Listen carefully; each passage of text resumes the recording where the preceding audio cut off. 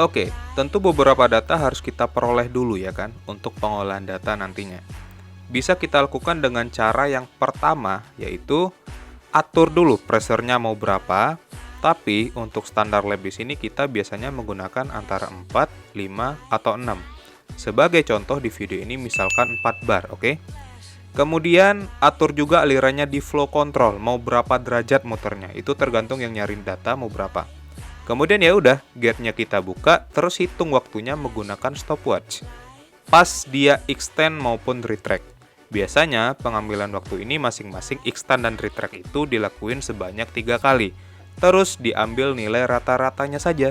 Biar apa? Tentunya buat meminimalisir human error. Karena yang memakai stopwatch itu kan bukan sensor sama mesin, tapi tangan manusia.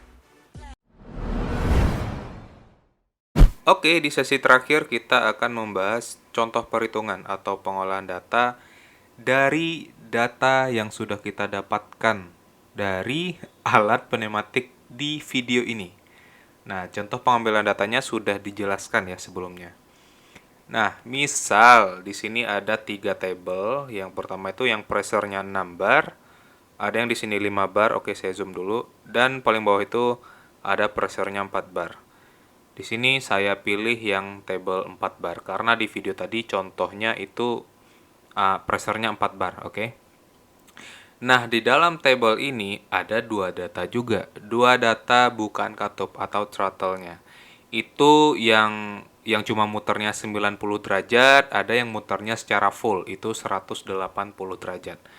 Dan di kolom waktu itu ada juga dua data ya. Ada yang data extend, ada yang data retract. Ini nggak bisa digabung dalam satu perhitungan.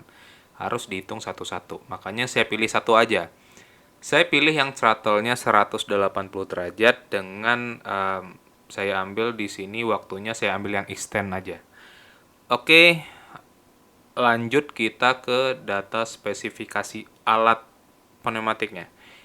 Itu sesuai info, itu diameter pistonnya 0,015 ya meter atau 1,5 cm. Lumayan nggak gede nggak kecil sih untuk ukuran skala laboratorium. Terus L ini panjang silinder pistonnya itu 0,095 atau 9,5 cm. Lumayan panjang. Dan P ini pressure-nya tadi udah dikonversikan ke Pascal. Ini menjadi 4 kali 10 pangkat 5 Newton meter kubik. Dan waktunya 0,73 second. Throttle kita pakai yang 180 derajat yang muternya full. Oke, di sini ini sebelumnya ujung-ujungnya ini nanti kita mencari daya torak ya, P. Ini sebelumnya kita harus mencari kita harus mencari nilai kerja toraknya dulu, harus mencari gaya tekannya berapa, kecepatan aliran, debit, volume, dan berawal dari kita harus mencari luas penampang piston. Oke, sebenarnya ini kalau menurut saya ini nggak gampang juga, tapi ya nggak susah juga ini sebenarnya. Jadi saya menjelaskannya dikit aja ya, sambil di-record. Oke, yang pertama kita mencari luas penampang piston. Di mana rumusnya itu V per 4 dikali diameter pistonnya itu pangkat 2. Nilainya sudah saya masukkan dan menghasilkan luas penampang sebesar 1,76 kali 10 pangkat min 4 meter kuadrat. Ini bisa pemirsa kalkulasikan sendiri ya, takutnya ini salah. Takut aja ya, saya salah. Oke. Lanjut kalau udah dapat luas penampang pistonnya, lanjut kita mencari volume extendnya berapa. Itu tinggal luas penampang tadi dikalikan panjang silinder pistonnya. Nilainya sudah saya masukkan, menghasilkan volume extend sebesar segini. Oke, saya blok aja. Oke, lanjut kalau udah dapat volume extend itu kita bagikan dengan waktunya untuk mendapatkan debit alirannya. Ini biasanya debit key doang ya. Sorry. Ini saya hapus saja. Oke, biar nggak bingung. itu volume extend tadi dibagikan waktu extendnya, oke?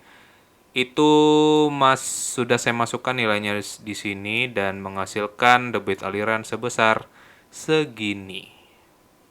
Oke, kalau sudah dapat debitnya, barulah kita bisa mencari kecepatan aliran. Oke, itu dibagi luas penampang piston tadi dan menghasilkan kecepatan aliran sebesar 1,29 dikali 10 pangkat min 9 meter per second.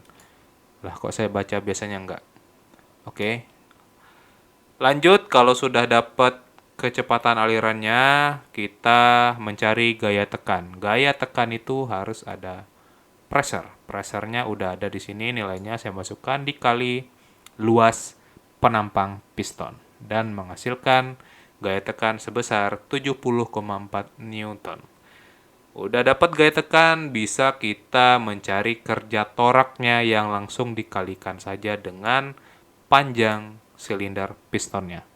Dan nilainya sudah saya masukkan, menghasilkan kerja torak sebesar 6,68 Newton meter atau joule ya, bisa juga. Ya udah, lanjut kita mencari daya torak. Itu kerja torak dibagi waktu, extend-nya berapa. Oke, nilainya sudah dimasukkan. Akhirnya kita mendapatkan nilai daya torak sebesar 9,15 Joule per second. Per sih? Atau watt juga bisa ya. Nah, kalau saya sendiri, ini sebenarnya sesuai aturan praktikum di tempat ngetek video ini ya. Dimasukkan lagi ke table nilai-nilainya tadi per unit perhitungannya. Oke, untuk mencari nilai retract-nya, caranya sama saja. Boleh dicoba di rumah. Filenya ya gimana ya, cara membagikan file ini nanti komen aja kalau emang mau. Oke. Sekian contoh perhitungan atau contoh pengolahan data pneumatik dari saya. Jika ada kekurangan, saya mohon maaf. Saya akhiri video ini. Wassalamualaikum warahmatullahi wabarakatuh.